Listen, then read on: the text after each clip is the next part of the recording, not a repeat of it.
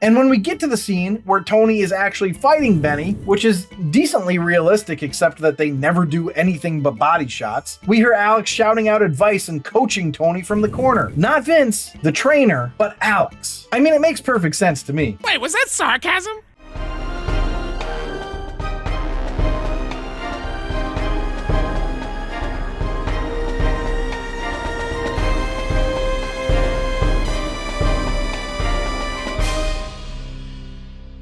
Welcome back to another episode of The Rank. I'm John, and today we're going to be ranking the next episode of Taxi. Now, for those of you who are new to the show, I'm just going to give you an agenda real quick. We start with the potent notables, which are just a couple interesting facts or tidbits that I found out about the episode or series. Then I do the episode overview, which is where I talk about everything that happened in the episode. Then I do the rank, which is the namesake of the show, where I rank the episode in 5 categories on a scale of 1 to 5, 1 being the worst, 5 being the best, all to figure out what is the best sitcom of all time. And today, we're going to be ranking the 15th episode of the second season of Taxi, called The Reluctant Fighter, which was written by Ken Eston and directed by Jamie Burrows. Now, this series is available to watch on Paramount Plus. Also, it's like 45 years old. I'm gonna spoil it. If you're worried about that, watch it first. Now, without further ado, let's dive into this episode and see where it ends up ranking, starting with the Potent Notables. Potent Notables. So this 37th episode of Taxi was released on Tuesday, December 25th, 1979. First off, I was surprised that they aired a new episode on Christmas, but the second part is that I unfortunately didn't find this week's ratings for Taxi. I found the top 10, but Taxi didn't make the cut, which is a bummer because I found the viewership numbers for the top 10 this week. 60 Minutes won the night with a 32.6 rating, or 24.9 million viewers. Would have been cool to see the viewership numbers for Taxi, but oh well. Now, 2 episodes ago, I mentioned how Tony should stop being a boxer if he keeps losing. What I found while searching for Potent Notables this week just kind of tickled me. It turns out Tony Danza was discovered during a boxing match in which he was boxing as Tough Tony Danza, and he knocked out Billy Perez. Producers Larry Gordon and Joel Silver happened to be ringside, and they invited him to audition for Walter Hill's The Warriors, which they were producing. He was just about ready to ink a deal with them too when James L. Brooks called and asked him to read for the part of a boxer on his upcoming sitcom Taxi. That's wild, but let me tell you, there's a YouTube video of the fight that he was discovered at, and he just destroys this guy. It's worth checking out if you're interested. And in this episode, Tony's opponent, Benny Foster, was played by Armando Muniz, who was a former professional boxer in real life. Now, Muniz competed for the U.S. Olympic team in 1968 and was a welterweight champion for the NABF. Also, Brian, the young boy in the wheelchair, was played by Tony Danza's real-life son. So, kind of a few potent notables here, but those are all of them, so let's go to the episode overview. All right, so we get another Tony boxing episode. This time, though, we're actually going to see him box. But before we get there, let's talk about how we get into this plot. It's actually right away with some guy named Vince looking for Tony. Why is he looking for him? Because the famous boxing champion Benny Foster is coming out of retirement and he wants to fight Tony as a sort of warm-up fight. Well, hey, this is exciting stuff for Tony. This will be a big shot for him. Things are starting to look up. Even if he loses, he'll gain some notoriety. He also gets to meet a great boxer. And when he does, Foster is blanketed by 2 attractive women, whom Elaine tries to defend and then gives up. And it's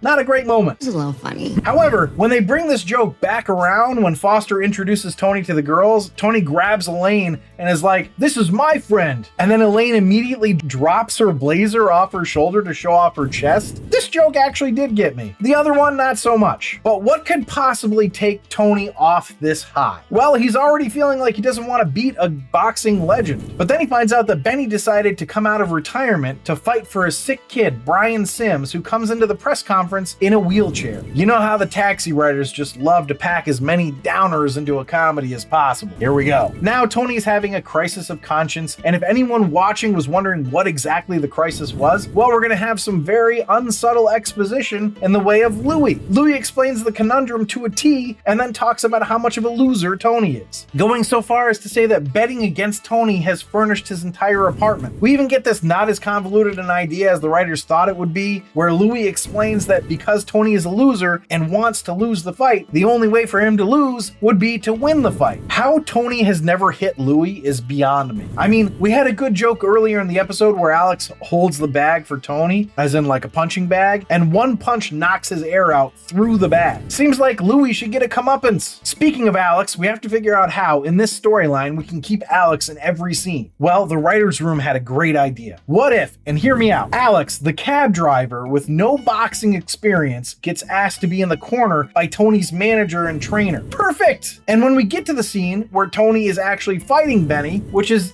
decently realistic except that they never do anything but body shots, we hear Alex shouting out advice and coaching Tony from the corner. Not Vince, the trainer, but Alex. I mean, it makes perfect sense to me. Wait, was that sarcasm? Eventually, Tony ends up knocking Benny out, much to Tony's chagrin, all thanks, of course, to Alex's great coaching skills. So we head to the locker room after the fight, and Tony is beside himself. He didn't want to beat him and was feeling even worse about the kid. Alex suggests he meet the kid, that it would do him some good. Then, naturally, we get a squeaky wheelchair joke that was just a chef's kiss of badness. I thought it was funny. The kid shows up next and ends up punching Tony in the face. Now, I think knowing that he was actually Tony Danza's son helped me because I just thought they were adorable acting together. Like, it was so clear the kid was having a ton of fun with him. Eventually, the kid agrees to make Tony his hero after Tony agrees to go to spend time with him and visit him in the hospital. Now, we close the episode with the kid coming into the garage and seeing everybody after, apparently going to his first hockey game, which, by the way, he didn't like because there was too much skating between the fights. I enjoyed that joke, actually. Louis comes into the scene being a complete prick to Tony because Tony won the fight and therefore Louis lost his bet. But the kid has Tony's back and steals Louis's wallet. That was cute, but what made me laugh was that the kid was so excited about it that he started moving his legs around. Now, I don't know if it should count as a laugh tally for the episode because it wasn't an actual joke on the show. And I mean, he's supposed to be in a wheelchair. That was what I thought was funny about him moving his legs around. I don't know. What do you all think? Should I count it as part of the laugh counter? Leave it in the comments. If so, I'll change the rankings on the website. Also, right as the credits are about to roll, we see Tony giving his son a kiss, and I just loved it. So as much as I thought this episode was not that great, I couldn't help but enjoy it because of my knowledge about that actually being Tony's kid in real life. Well, let's see if it helped the rank.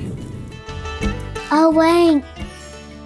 So the rank is where I rank the episode based on 5 categories: story, acting, dialogue, episode coherence, and character relatability. I rank it on a scale of 1 to 5, 1 being the worst, 5 being the best. And then I have a laugh counter where I tally up the amount of times the episode made me laugh out loud. 1 point per laugh out loud gets added to the score. But before I dive into the rankings, if you're enjoying this episode, please leave a like down below. It really does help us out. But without further ado, the first category is story, and I gave that a 4.25. I thought this was a good story. I mean, it's a good story for a highlight of Tony. The only thing that could really tear it down is if they make it really somber and unfunny, right? Oh, whoops. So let's go to acting, which I gave a 3.25. I don't know what to think of the acting. I mean, Armando Muniz isn't an actor, so of course he was really bad. Tony was good. Judd Hirsch was fine. Mary Lou was fine. Jeff Conaway was barely in it, but was fine. I don't know. Everyone was fine. Armando was bad, and the kid was, well, a kid. I don't know. I guess he was fine too. So let's go to dialogue, which I gave a 2. Probably should be lower, to be honest, but I have a hard time going below 2. This wasn't funny, but it wasn't aggressively unfunny like some of the other poor Taxi episodes have been. Like, I wouldn't say I was watching bad TV this time, just not good TV. I just don't understand their seeming desire to not write jokes or be especially compelling. All right, let's go to the next category, which is episode coherence, which I gave a 2.5. I suppose it's coherent to have Alex involved in every storyline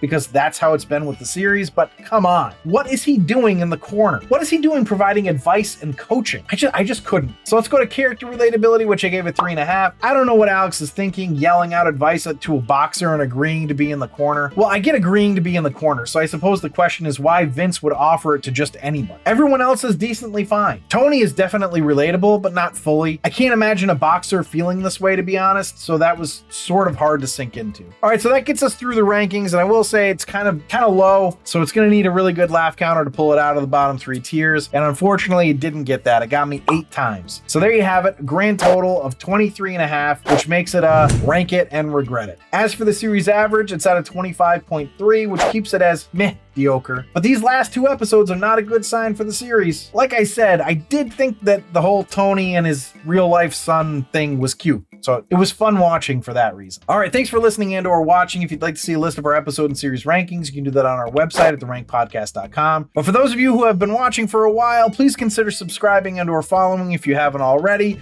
Like the episode, comment. You can shoot me an email at info@therankpodcast.com with your questions, suggestions, comments, whatever. I will respond to you. And if you super duper want to support us with money, you can do that at Patreon, patreon.com/therankpodcast, where you can become a patron. But I will leave you with this. Why did Tony never argue with Elaine? Why is that? Because he was reluctant to fight her. You're not even trying anymore, are you?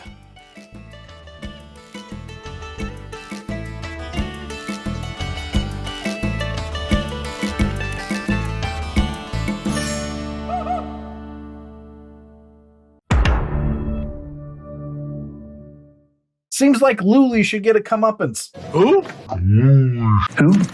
What? Did I say Luli?